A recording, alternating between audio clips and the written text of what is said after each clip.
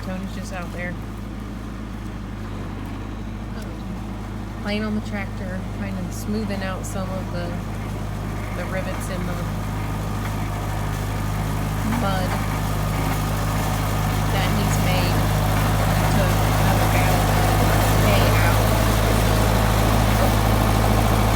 He usually does this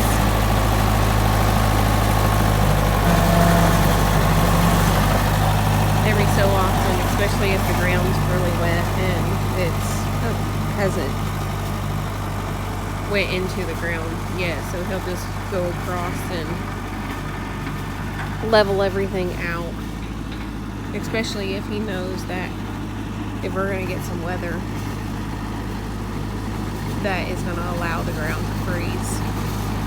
Yes, we're still going to have the divots from the cow hoofs and stuff like that going through it, but for the most part, it levels out. Kind of get them more of a flatter area to walk on.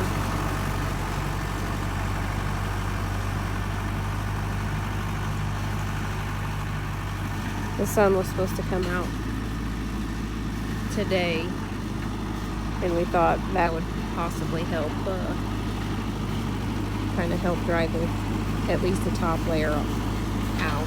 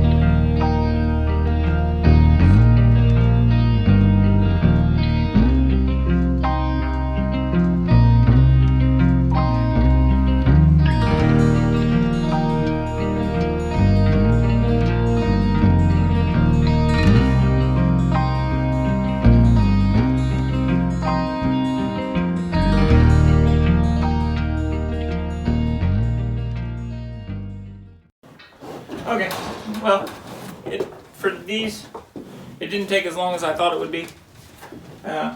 This kind of show you a little bit of a difference of our herd also. Raven here, he was a year old, fall of 2020, and he is 75%. We're gonna separate. I'm trying to separate him out because I wanted those two in, but he knew the routine. As soon as he seen me grab the gate to push him up this way, he just walked up this way, so they followed him. So I used that to my advantage and allowed it to happen. Now I just need to separate him out so that I can start working the babies there. But if you look at the size difference though, he's a 50%er and over a year old. They're both, or sorry, he's 75%, these two are 50%, and they're not quite a year old yet, and they tower him. So, I'm gonna see if I can't get them separated out. Come on, Raven. No, it's Frosty, okay. Alright, so, the one here on the right is Frosty, and, well, now the one that just turned and faced me is Lucky Charm. So, with the whole virus deal going on last year, I didn't get after them as far as working them like I normally do. So, they haven't been handled other than when they were first, you know, maybe that first 30 days or so, they were handled just enough to have vet care done and those kind of things. So they don't really care for me touching them, other than right now they're distracted because they want to be back out there with the herd. I've got to touch Lucky Charm a couple of times. If you keep their attention distracted like this, that's usually when I can get up there and touch them before they know it. So today, you can see they're kind of breathing a little bit heavy. And they're a little bit upset. So I don't want to do too much other than allow them to know that they're separated right now. And at least touch both of them. And that's pretty much all I'm going to do today. The next time I put them in here, we'll actually throw the halter on them. So we'll video that as well. When I go to do the halter, I'll basically get them to turn their hind end to the corner. And the way I do that is I take the lead part of the halter and just kind of toss it across their back and just kind of let it rub a few times. And then when they turn their rear towards that corner, then I put the halter on them. Once I get that accomplished, all I do is stand there and hold it until they stop moving. Once they're done moving, I'll tug it just a little bit to get them to make that first step forward, and then we'll be done for that day also. So, just kind of little steps of progression until we get them ready to walk around in here. So.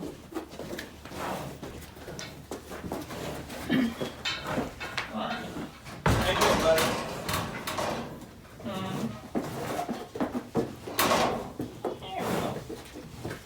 Touch something beside your butter. Yeah, that works. I like that. You do too, don't you? Yeah. That wasn't actually too bad, was it? Come here. You want some too?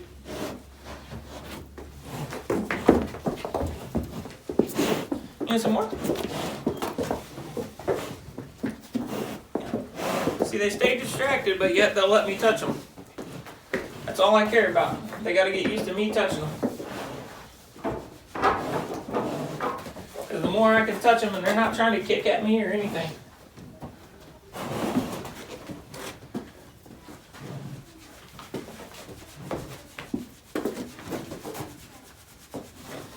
Yeah, come on. Oh yeah, you'll let me touch your head, won't you? I like that. I'll touch your ear. That way you won't be mad when I go to tag. I'm going to say hi. Yeah. Look at that. 2 hands. Yeah. Raven was the third one. I used him to move them in here. So, and then we cut him out. So, alright. Back up, girls. We're going to let these out.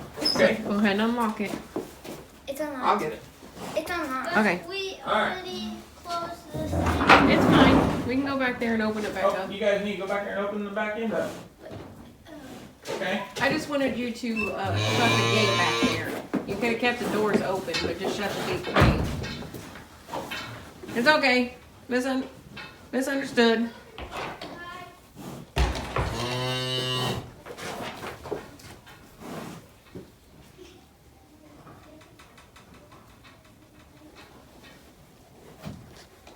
Come here. Hey.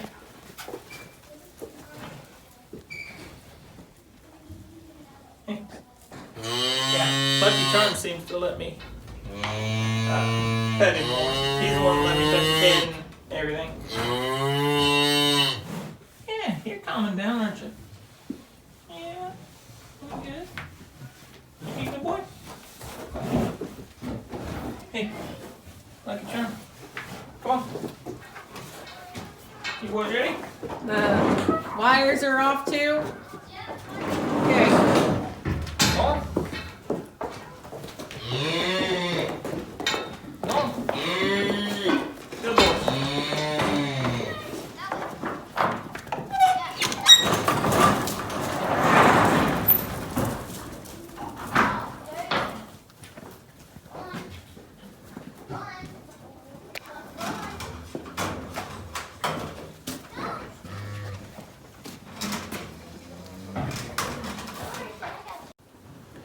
Okay, so big accomplishment today. I thought it was going to take another couple of days to get them up there. I still haven't got the fall calves to come all the way in the barn. Actually, the last 2 feedings, they haven't come inside the barn at all. They will stand about 5 feet outside of the door and just watch. They don't really come in. So we'll work on them. But the other side of it, there's definitely a size difference between the 2 groups also. So this gives me enough time to at least get my hands on 2 of them without having to separate them. Because otherwise, my other option, if I would have pushed all 4 of them up in the aisleway, I would have actually put 2 of them in that stall I was working in and the other 2 in the next stall down. So that way I could have separated out the groups to the sizes. That way I can have time to and room to be safe about handling them. So the only reason I tried, I don't know about anybody from Michigan, but the only reason that I attempted to even start to push them up there today and got a little bit ahead of schedule was the morning feeding. We brought them in, fed them their cubes, and I turned around to look to see where the fall calves were. Turned back around, and one of the spring calves was standing right here, middle of the aisleway, paying attention to the cats. And I was like, well, he's already curious about going up there, so I might just use that to my advantage. So tonight when they came in to hit the feed bunk, it just so happened that both of them ended up down on this end of the feed bunk.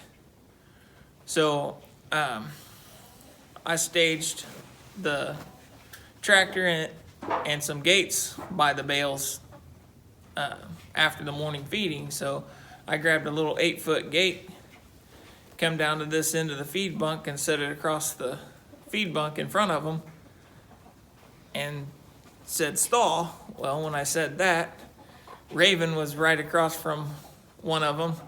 He understood what I meant. He turned around and took off walking this way, and they followed him. So I used him to my advantage and got him up here into the stall.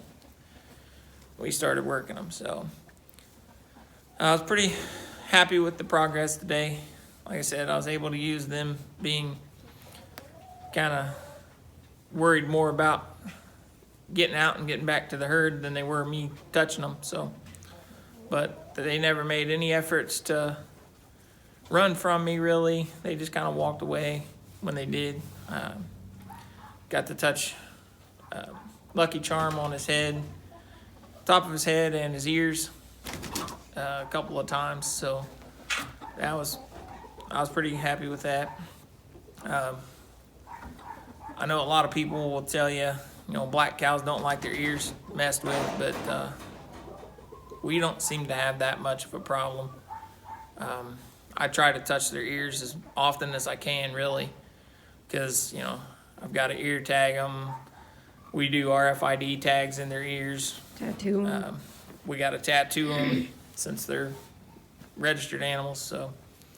And then sometimes, you're somewhere and they need to know like if the vet comes, she needs to know the RFID tag. She usually puts the tattoo down and she verifies all that. So she grabs their ears and looks a lot of times. So a lot of times that we got to touch their ears. So we make sure we can try to do that. So this is kind of the first time that I've really dealt with 2 calves at one time of this size.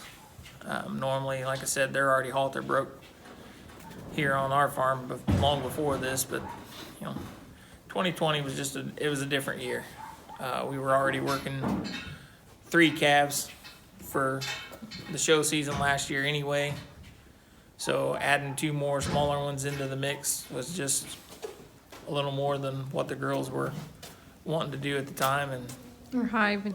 I agreed with it. So, Hives have increased. yeah, we increased our workload with the beehives and farmers markets and those kind of things too, and just Meat chickens were new this Yeah. year, so they were on the list to get done. It just didn't happen, and the need wasn't quite there because I didn't need to have them halter broke for a show yet. So